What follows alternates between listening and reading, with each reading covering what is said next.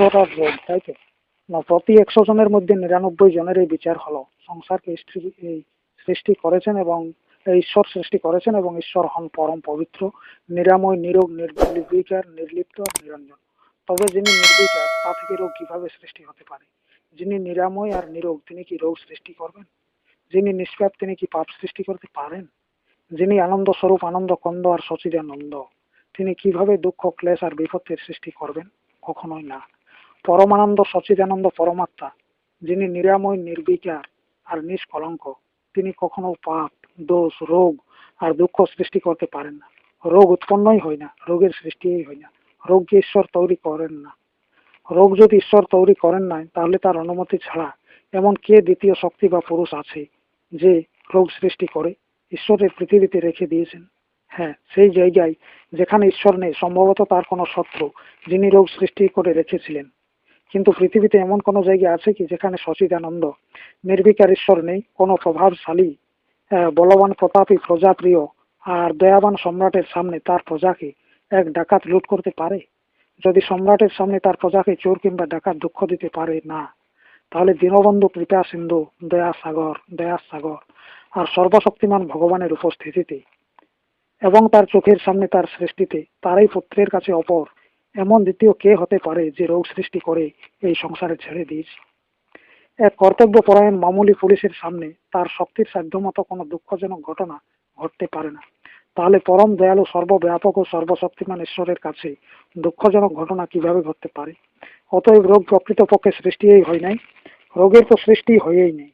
ঈশ্বর রোগ আর দুঃখকে সৃষ্টি করেন নাই, রোগের কল্পনা করে আর সেই কল্পনা থেকে রোগ তৈরি করে যারা মানুষের হৃদয়ে রাখে, এরাই হলো বৈদ্য, হাকিম ও ডাক্তার। অথবা আমরা নিজেরাই নিজের অশুভ, অসফল আর অসত্য বিচার, কল্পনার ভাবনা থেকে রোগের সৃষ্টি করি। প্রকৃতপক্ষে এই সৃষ্টি আমাদের নিজেদের তৈরি করা। বেদে বলা হয়েছে, তৎ সৃষ্টয়া তদে ভানু প্রাবিশত। তিনি তা সৃষ্টি করে স্বয়ং তাতে প্রবেশ করেছেন। আত্মা স্বয়ং একে সৃষ্টি করেছেন না, আর নিজের তৈরি করে নিজেই আছেন। আমরা যত কিছু তৈরি করেছি সবই নিজের আরাম আর সুখের জন্য, সবই আমাদের সুখের জন্য, সবই আমাদের ভালোর জন্য। পৃথিবীর সবকিছুই আমাদের উন্নতি আর সুখের জন্য। কিন্তু মানুষ অজ্ঞান বশত নিজের তৈরি করা দেবতা দেখে তাকে রাক্ষস মনে করে আর ভয় পেয়ে গর্তে পড়ে যায়। মানুষ অজ্ঞান বশত নিজের ছায়াকে ভূত ভেবে মরে যায়। মিষ্টি খেতে খেতে মানুষের যখন মন ভরে যায়, তখন নিজেই একটু টক তেতো খেয়ে নেই। তেতো, লবণ আর টক খাওয়াতে জিভা পুনরায় সুস্বাদ গ্রহণ করতে পারে। তেতো কোনো খারাপ জিনিস নয়। বহুমূল্য হীরার যদি যথোপযুক্ত ব্যবহার না হয়, তাহলে তার রোগ ও মৃত্যুর কারণ হতে পারে। বিষ, আফিম, ধুতুরা, কুচলিয়া আর মদও নিজের জায়গায় খুবই উপযোগী পদার্থ। সংসারে কোনো খারাপ বস্তু নেই, মানুষ তার নিজের কল্পনা বিচার থেকে দুঃখী আর রোগী হয়। প্রকৃত সত্য কথা হলো যে সংসারে রোগ নামের কোনো বস্তুই এখনো পর্যন্ত সৃষ্টি হয় নাই। এসব তোমরাই তৈরি বা তোমার এই প্রাত্যহিক তৈরি করা নিয়ম। তোমার এই সেবক যখন তোমার এই আজ্ঞা অনুসারে এই শরীর রূপ ঘরের পরিচ্ছন্নতা ও মেরামতির জন্য কিছু বস্তু বাইরে বের করে দেই ও দেয়ালের কিছু অংশ ছেঁচে ফেলে আর আবর্জনাকে বাইরে ফেলতে থাকে, তখন তুমি ভয় পাও আর চাকরদের বের করে দাও। এর ফলে এই হয় যে সরিয়ে ফেলা জিনিস সব পুনরায় ঠিক জায়গায় পৌঁছায় না। কিছু নোংরা আবর্জনা পড়ে থাকে, ছাঁচা, ভেঙে ফেলা আর খোদাই করা স্থান যেমনকার তেমনি রয়ে যায়, যার ফলে অনেক বড় ক্ষতি হয় আর সবশেষে এরকম বাড়ি ভেঙে পড়ে। এই অবস্থাও আমাদের শরীরের ভেতরেও পরিষ্কার, মেরামতি আর আবর্জনা সব বাইরে ফেলার জন্য হাজার হাজার সেবক উপস্থিত আছে। কিছু কাজ প্রতিদিন হয়, কিছু কাজ মাসিক আর ত্রৈমাসিক এবং বার্ষিক রূপে হয়, আর এমন কিছু আছে যা প্রয়োজন পড়লে তবেই হয়। কিন্তু যা কিছুই হয় তা খুবই তৎপরতার সাথে হয়। এই শরীরে ছোট ছোট সেবক লক্ষ্য নয়, কোটি কোটি আছে। যেখানেই প্রয়োজন পড়ে তার সৈন্য সেখানে পৌঁছে যায়। মেরামতের সময় কোথাও ছেঁচে দেয়, খুঁড়ে দেয়, কোথাও ভেঙে ফেলে। মানুষ তাতেই ভয় পেয়ে ওষুধপত্র নিতে শুরু করে।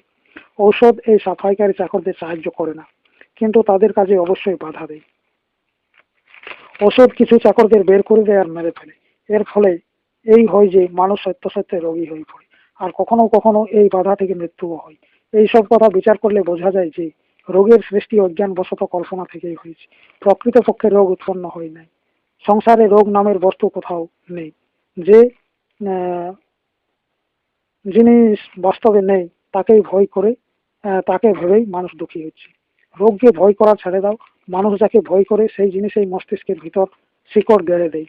মস্তিষ্কের ভিতর আসলে মানুষ তারাই চিন্তা করে, আর মানুষ যা চিন্তা করে সে তাই হয়ে যায়। অতএব রোগকে মস্তিষ্ক আর মন থেকে বের করে ফেলো, এই ভূতকে ভয় করা ছেড়ে দাও। ঈশ্বর রোগ তৈরি করতে পারেন না, তাই রোগ তৈরিও হয় নাই, কোথাও নাই। রোগ তোমার কিছুই করতে পারে না। রোগকে ভয় করা ছেড়ে দাও, তুমি রোগী নও। সত্য কথা হলো এই যে প্রকৃতপক্ষে তুমি নির্বিকার, নিরাকার, নিরাময় ও সচিদানন্দ ঈশ্বর।